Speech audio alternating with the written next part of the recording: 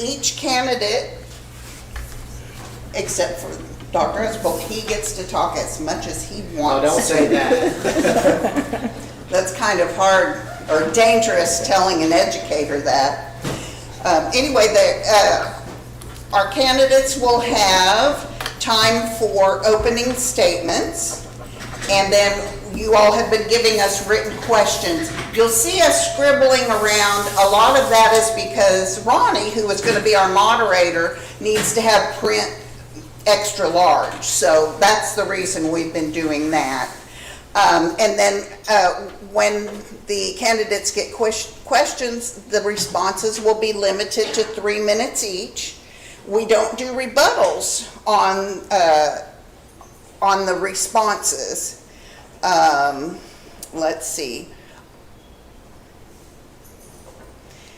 You will get a notification 30 seconds prior to your time expiring. It's the yellow light right here.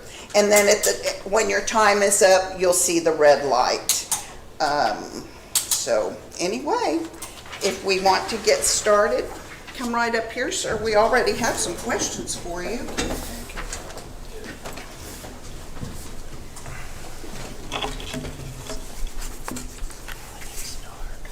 Susan, do I need to speak in?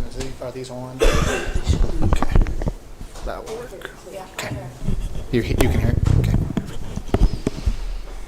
You ready for me? I am ready. Okay, well, thank you very much. I appreciate the opportunity to be here. I really appreciate learning about PAVE. I hadn't had an opportunity to learn about that, so thank you for reaching out to us. And I'm excited to be here for more than just the bond issue. I think that this is just a great thing that you're doing. And one thing that I've said at all of the forums, which we counted up this morning, this is number 27 of these forums that I have spoke at, and we'll have over 30 when we're done. But one thing I've said at all these forums is we truly believe in honoring your choice at Shawnee Public Schools. That is our mission statement. That's our vision statement. Everything we do is around choice, whether that's parent choice, parental rights, all of it. And I have said this in our forums that we will honor the choice of voters on April the 2nd. All that we ask is that the voters are informed and educated. After that, please, we will, we just bow out and say, go do whatever it is that you have chose to do. And I think this is a great forum and an opportunity for our voters to become educated. So thank you. I am going to hold to just try to keep this around 10 minutes. Most of you have heard parts or pieces of this. We also have informational flyers that, if you're welcome, we'll hand out to you outside of that to honor the sanctity of this forum. But we have a website built where you can get plenty of information. There's Facebook pages all over the place. So there is opportunity for you to get more information anywhere you may see fit. What I will say in this opening statement is, on April the 2nd, Shawnee Public Schools has put forth the largest, most comprehensive bond issue in recent history. And why I say largest and most comprehensive is because it touches every single campus, every single student. It is a 2-proposition bond issue. 2 questions on the same ballot on April the 2nd. The first proposition has to do with district needs.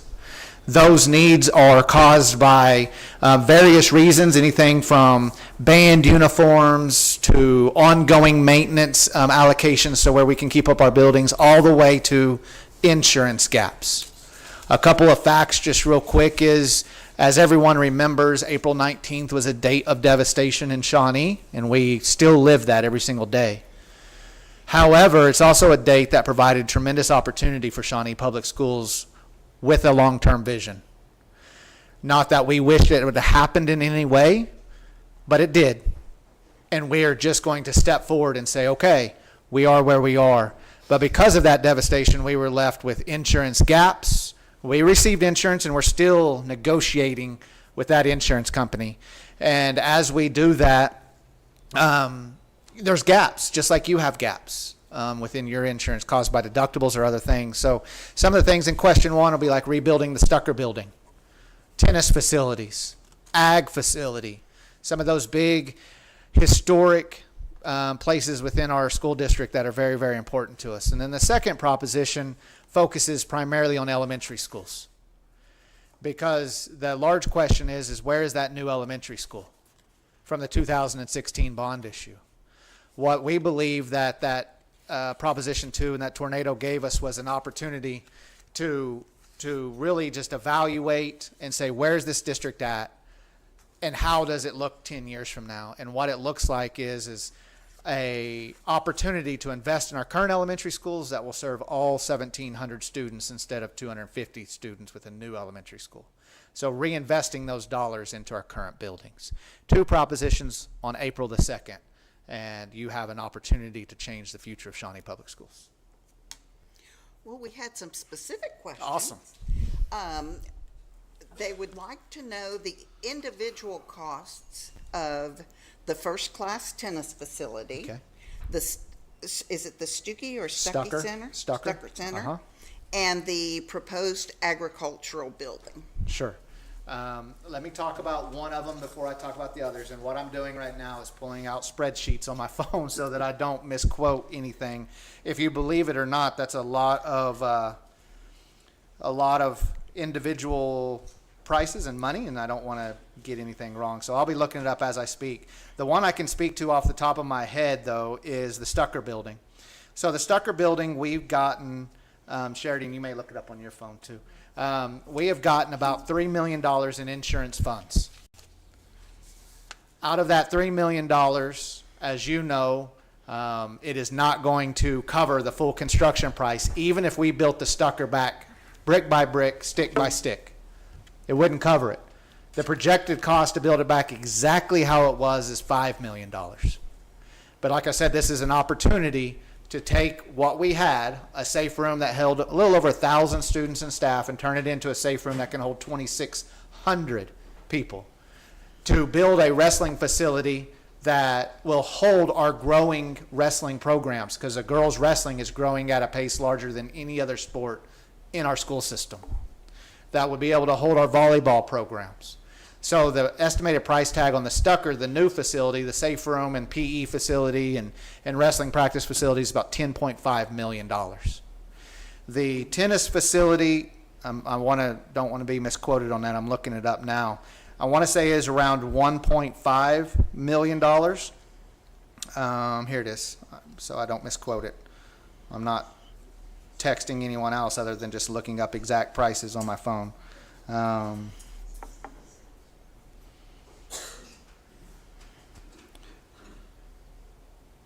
If I had some glasses, it would be helpful.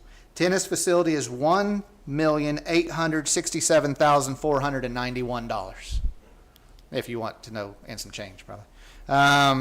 And then the ag facility, which is 2 classrooms, an animal barn, a shop 3 size the time of the shop we have now, plus a greenhouse, is $4,060,000.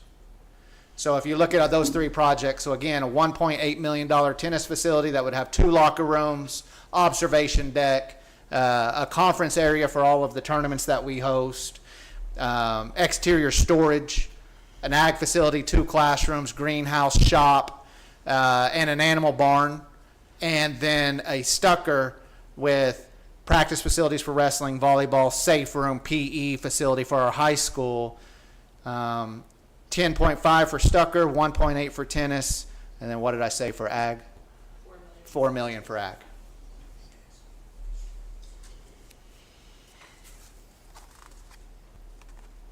Did anyone else have any questions they want to send up real quick? Okay. Well, in the interim, this was a question that came forward, and it has nothing to do with the propositions. It's just for discussion. We thought it was very interesting, and we're holding this for when we do have the state legislators here for a forum. But someone was wanting to say, they said they have no children. Can an adult use an education voucher for VOAG or for vocational or adult training? Has anyone heard anything about that? I have not. We thought it was kind of an interesting concept. Interesting question. I know that the education vouchers for what we're concerned with are just student-aged kids. So, but like I said, we're holding on to this one. And I would say, to kind of finish up this question as I'm waiting on that next one, all of that is possible at a no tax increase. So regardless of each proposition, doesn't matter Proposition 1 or Proposition 2, neither one of them are going to increase taxes for the citizens of I-93. So it's a no tax increase bond issue. The way we're able to do that is just attach it onto the back of the 2016 bond, which was the last bond issue passed in Shawnee Public Schools.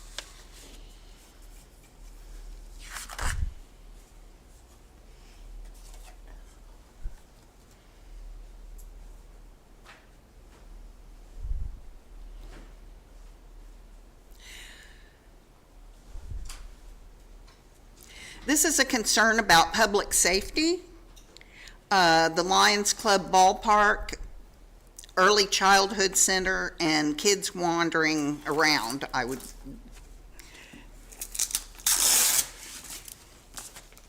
guess, do you have any? Can you read that question again? Well, Okay. I'll let you see. Public safety, Lions Club ballpark. So the Lions Club ballpark is not the schools. It's next to the school. It's next to- It poses a safety concern that I've asked for the last 3 or 4 months. It's supposed to be a safety concern to the education being right there next to the park, or, you know. Yeah, I would answer it with, we're always vigilant and watching out for anything that's out of the ordinary for that. I would say as far as the safety, we have our normal safety procedures in place. As far as we don't allow any of our students to go over there into that direction. So for a safety concern is attached to the school system, we're excited to work with the city and with the other partners to get that brought back to a place that we can all be proud of, because, our kids use it as well, but not necessarily through the school system. I'm going to hang on to this one too, because when we have openings in city commission, we will address that there too. Is there anything else? No, that's it. The SECC safety, again, part of Proposition 2 has a safety vestibule on it so that there's a secure entrance at the SECC building. So as you know, all of our other buildings have a safety vestibule where you get in the first door, but you can't get past the second door because of a locked door. We don't have that at our SECC building, but Proposition 2 would bring that possibility to fruition, to have a safety vestibule on our SECC building. All of your facilities then? All of our facilities then would have a Yep. safety vestibule with if Proposition 2 goes forward next week, then we'd have the ability to provide that for our children. Well, thank you very much. Absolutely. Appreciate it. Yeah, thank y'all. I appreciate being here. Thank you very much.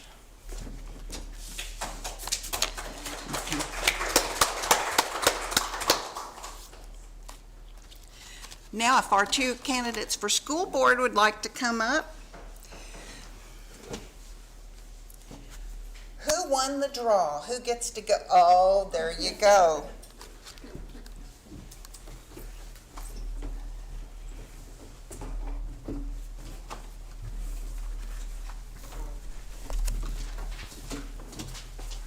Don't forget, you can ask more questions, you guys. Don't be bashful. We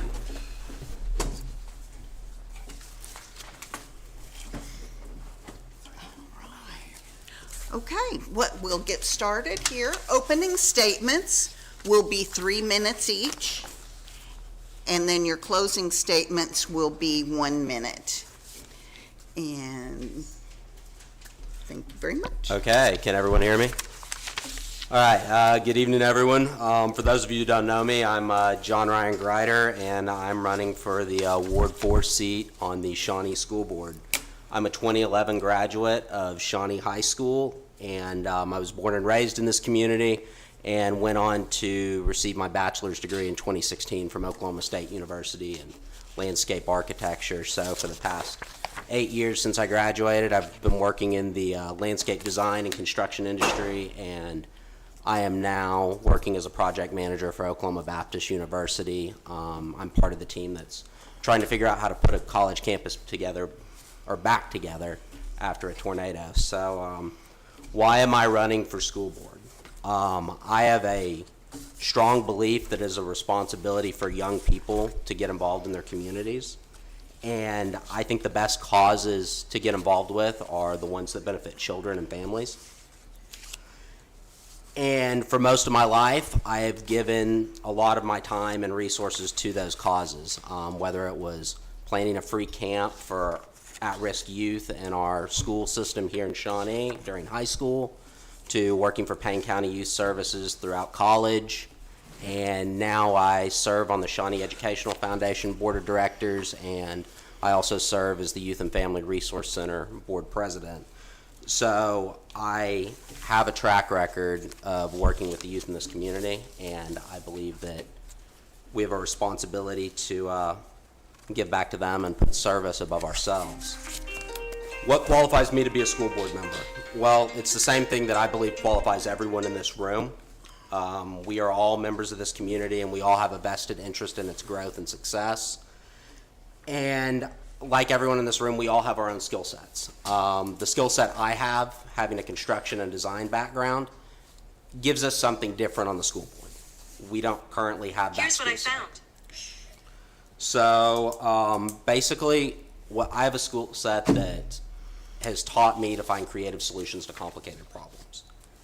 And like I said, I'm doing that right across town at OBU right now. So as a candidate, I want to be a part of the team that helps put Shawnee Public Schools back together. And I think it's going to take a lot of creative problem solving, and it's going to take forward-thinking leadership to make that happen.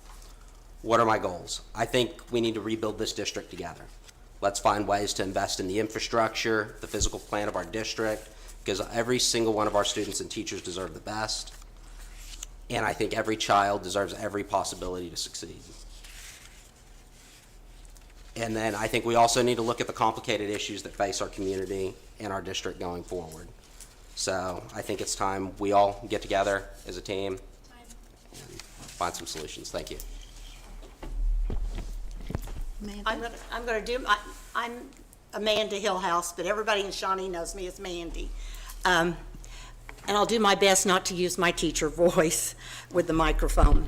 My background is, I wasn't born here, I was raised here. I'm a lifelong learner of the Shawnee Public Schools, and I take that term lifelong learner to heart. I was a part, when we first moved to the new middle school, which is no longer new, I was part of a team and ended up heading it that we wanted our North Central accreditation, which is really not anything anymore, but at that time it was something to hang your hat on. But we had to come up with a mission statement, and the term lifelong learner played a big part of that, and I've taken that to heart forever. I'm a lifelong educator. I graduated from Shawnee High School. I also graduated from Oklahoma State with a degree in elementary education, a master's from ECU in counseling. I directed and taught a private preschool for 9 years. I see one of my former students in here. I won't point them out. But then I've taught for 28 years at Shawnee Middle School. I was a part of the portable unit that was out back of the old middle school. There were 12 of us portables out there, and that was the 6th grade. And everybody would drive past that school and say, God, it looks great. I said, have you driven back and seen the 6th grade that's housed out back? I mean, we became a bonded unit that were our lifelong friends. But I was also a part to get that bond issue passed. It took us 3 tries. And because we hadn't passed bond issues in this district in years. And so we wanted to set the standard. And after that, we were able to pass more, and now we have the PAC. But I remember going back to when the Stucker was passed. And I'm so happy to hear about the management of how it's going to be now, because it wasn't built correctly in the first place. It was one person's vision, and it never was really built to house what they were saying it was going to house. So I'm very excited to see the planning there. I want our district not only the buildings, but also the product or the students that we put out. I want them to be a draw for this community. I want them to become active members in the community. Excuse me. It is important to me that I instilled in my kids to go for what they've wanted and to give back. Thank you. All right, for our first question, we'll go back to John. Do you support both propositions? 100%. I think as a community, we are crazy if we don't do it.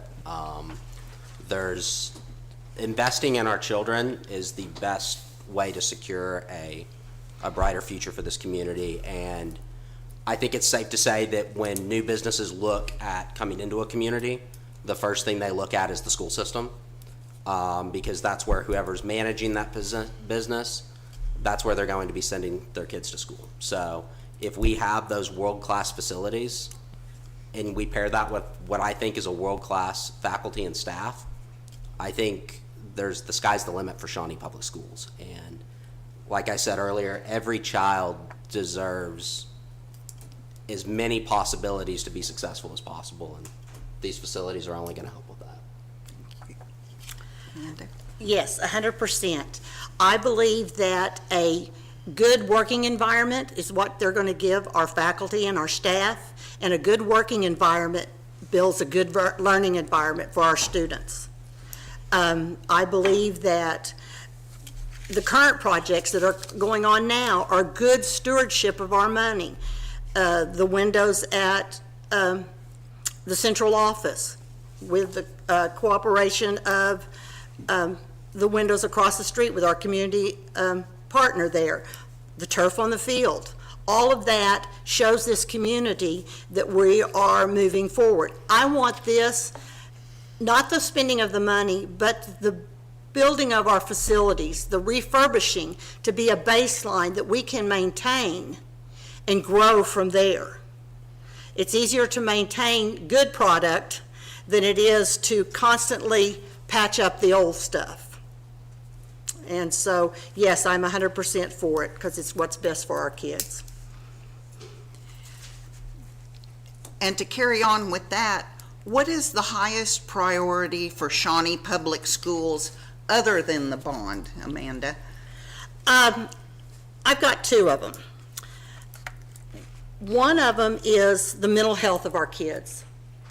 Mental health is a top priority because we've got truancy problems, we've got testing problems, but a lot of that goes back to our kids and our community and their mental health. The last 4 years has hit us hard, but we've got to work to build that back up. And when you give to and offer opportunities for mental health issues, then you can tackle the other problems of truancy, testing, grades, graduation, and the hiring and retaining of quality teachers, which is a problem across the state in the United States, is the problem too, and we need to look at that. Thank you. And then, do you want me to restate that? Yeah, if you wouldn't Okay. mind, that'd be great. What is the highest priority for Shawnee Public Schools other than the bonds? So this one's a little bit out of the box, but the biggest issue that has always faced our school system and our community is poverty.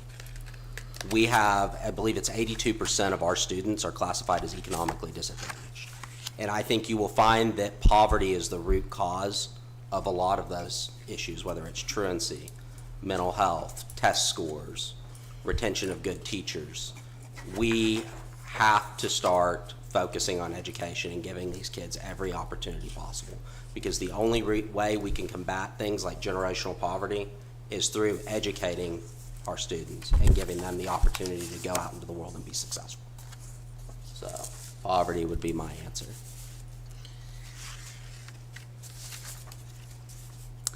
Now, what is your personal John, we'll come back to you.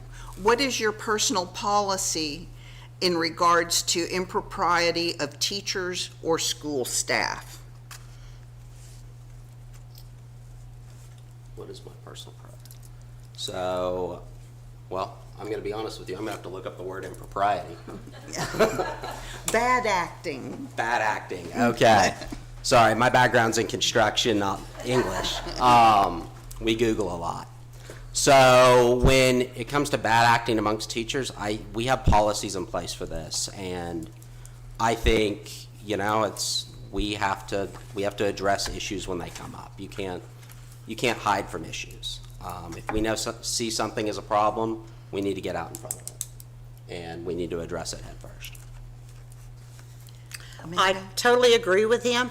There is the HR aspect, the human resource aspect, that I hate for parents who have a problem with a staff member, don't understand that you just can't lay everything on the table. Because, and it's not our school system's fault, but it's the way it is. But yes, we need to address it. I've been in meetings supporting teachers where I turned to the teacher and I said, hey, you need to apologize to this parent, not directly, but in conference, that you need to apologize to this parent. It was a misstatement by you or a misstep, but this child, this parent, we need to be very forthcoming. Communication to everything is the most important thing. And communicating with our parents, communicating with our teachers, it's important. And then Amanda, could you tell us about your experience with working with budgets and competing priorities, how you handle those? At my church, I was on the leadership committee, and we did a construction project. And if you know anything about churches and budgets, there's never enough to go around. And so you do have to prioritize your important things, what is going to affect the most children in this case, to meet their needs before you get all of the bells and whistles. And you have to learn to say, no, that's not going to work, even though it's a great idea, or what's coming along there. So, yes. John, can you tell us about your experience with working with budgets and how you handle competing priorities? So I have a lot of experience dealing with budgets. I have served as the treasurer of a state professional agency, the American Society of Landscape Architects. I have managed the landscape division of a $6 million a year company, where I was in charge of budgeting, revenue forecasting for my division. And in my role at OBU, I manage multi-million-dollar projects, and we have to keep things on budget, and you always have your want list and you have your needs list. Needs obviously take priorities over wants, but when you can get some of those wants worked in, it's great. But in terms of managing the priority aspect of it, you have to decide what the most important critical issues are, and you have to narrow out the stuff that can be done later or is maybe not feasible at the time. And construction projects get phased out a lot for that reason. But yeah, budgets, while I may not be great with English, I am really good with numbers, so. Well, we'll let you have the next question then. Okay. How do you plan to engage with parents to assure you're considering their input when voting on school issues that affect them and their families? So for starters, I am running for a seat as a school board representative. So I would be representing you all, the parents. And I'm a pretty casual guy. I love to talk to people, and I'm more than willing to sit down over a cup of coffee and discuss your concerns or your issues. And I'm an open book. You can reach out to me at any time, and I mean, you're the ones I'm representing, and your kids are the top priority. So let's talk about it. And Amanda? I'm the same thing with the technology. I have an email thing that I've told people that it's open. I've even already had somebody message me on Facebook. Someone suggested to do a breakfast, or where people could come in like they do the legislative breakfast and visit. I'm an open book also. As I said, I am retired. It is a time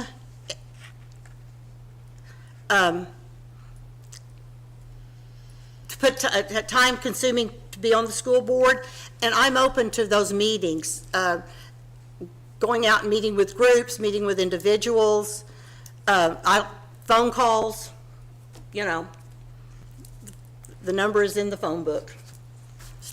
Still have a landline at my house. And then, this is the last question I have. Does anyone have any more they want to send up? Okay. Well, Amanda, what changes in policy do you feel need to be made to help improve the safety of our children while they're at school?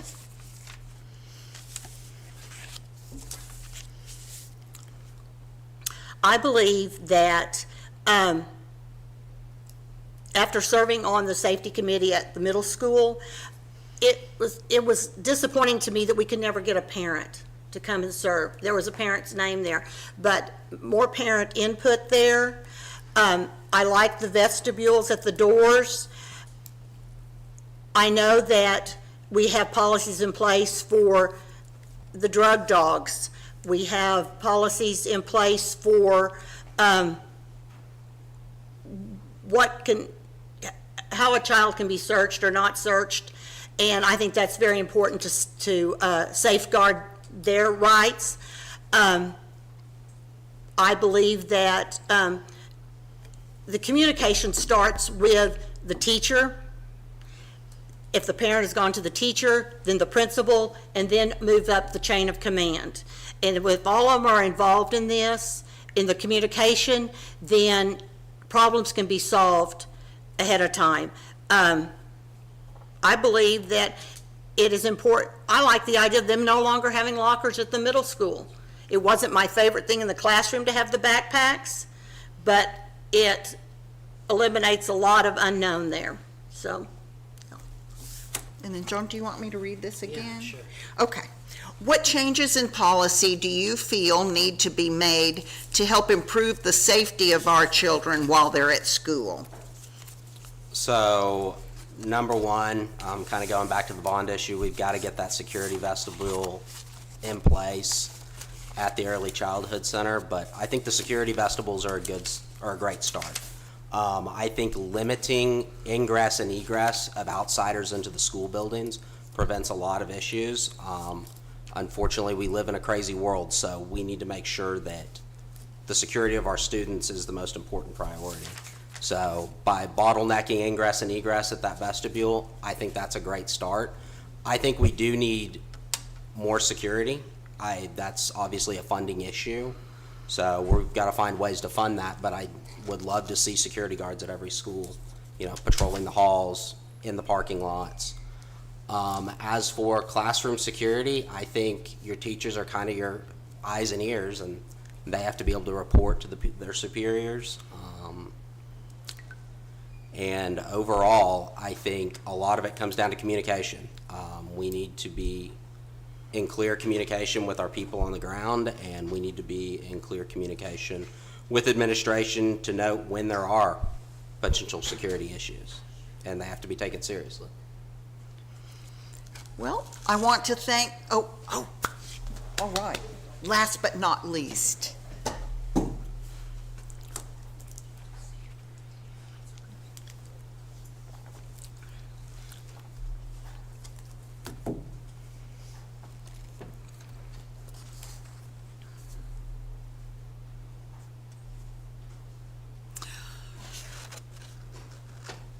this is a good one. How accountable do you feel parents should be, and how do we make them more accountable? That is a really good one. Wow. So I'm a firm believer that education starts in the home. Your parents are your first teachers. I had a whole village helping raise me, so I think that's part of the reason why I have turned out to be, I would say, a reasonably successful adult. But I think we have to hold parents accountable too, especially when it comes to issues like truancy. You know, it's a parent's job to make sure this child gets to school. They have to make sure that child gets on the bus, or if they're not riding the bus, that they get there. Overall, we can only control what we can control, and we can't force parents to help their children do homework, as important as I think that is. But I would love to see more parents step up to the plate and be the leaders in the home that can help send their kids out to school to be successful. And Amanda? Thank you. I love parent responsibility. It makes life a lot easier in the classroom. One thing that I loved about teaching at the middle school, we had 2 planned periods. We didn't have 2 planned periods. One planned period was for planning. They do data and all meetings and things like that, planning. But we set aside a time to meet with parents of struggling kids. And it was kind of imposing for those parents to first walk into those meetings, but by the time they left, we worked as a team. And if we can get teachers and the parents in the schools to come and visit and work, and when they leave, they work as a team. It gives the parents sometimes tools to work with the kids at home, and it makes them more at ease about coming to school more often if they have a concern.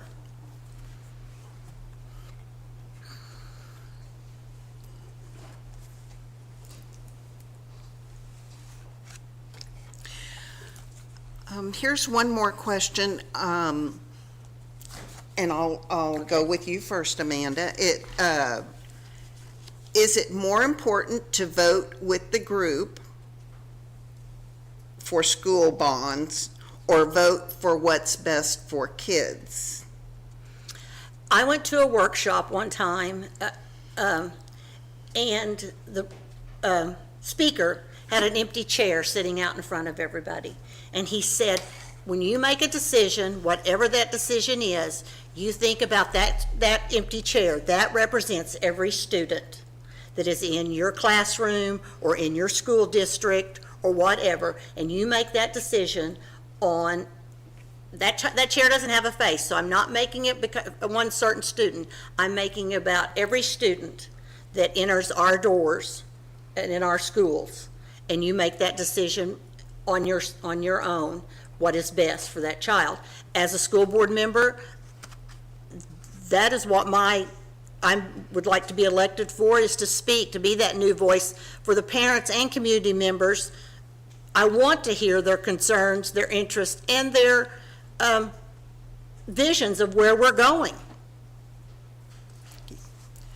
And then, John, is it more important to vote with the group, the school board, or vote for what's best for kids? So I think, as someone who's running for the school board, every decision that I'm involved in, I hope that my plan is to filter that through the decision-making process of, number one, is this good for our students? And if it's not good for our students, I don't see me voting yes on something. Now, when it comes to big sweeping issues like a bond issue, the whole point of that is to do things that are good for our kids and to do things that improve our community. And I think that's a yes vote. But overall, every decision a school board member makes should be filtered through the lens of, is this good for our students? And if it's not going to benefit them, I don't understand why we'd be voting on it to begin with. Thank you. And now we'll have closing statements. Lori, we got one more. Oh, we do? Come on. All right. People are not as bad. Well, it's nice having a small group of candidates because we have time to do it.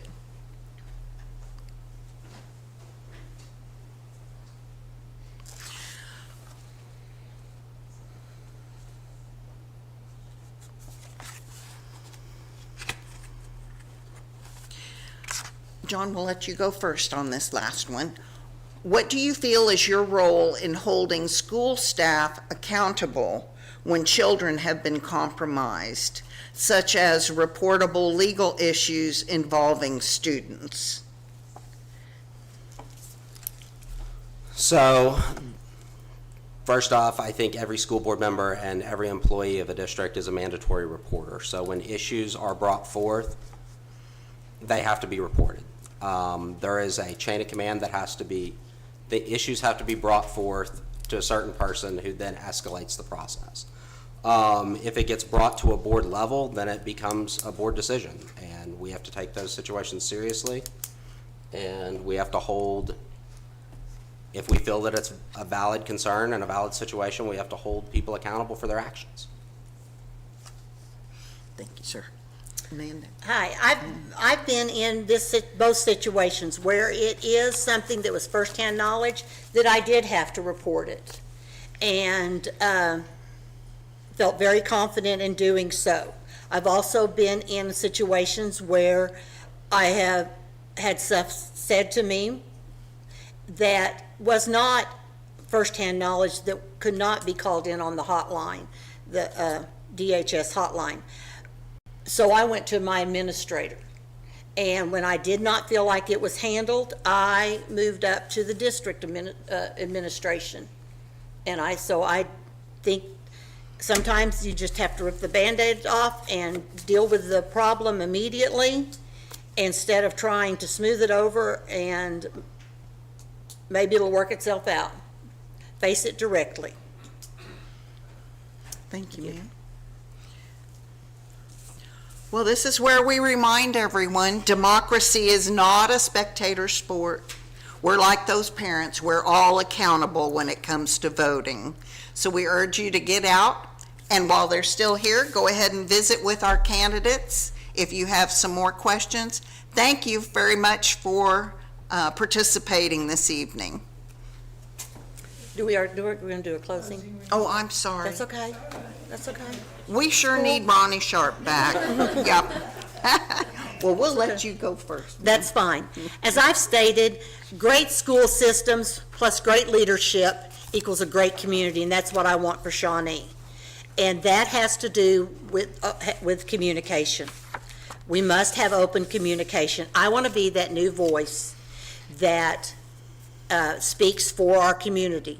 It's what's going on inside of our buildings, and people, because it's the people that meet our kids, from the school bus driver that says good morning, to the building staff, to the cafeteria cooks. Yes, we need the bond issue, but board members are here to serve the I-93 patrons, and that's the people who make up our district, and that's who I'm here to serve. And there we go. Okay, first and foremost, I want to thank all of y'all for having us out tonight. So I think the decision we have here is, we're looking at two different candidates with two very different skill sets.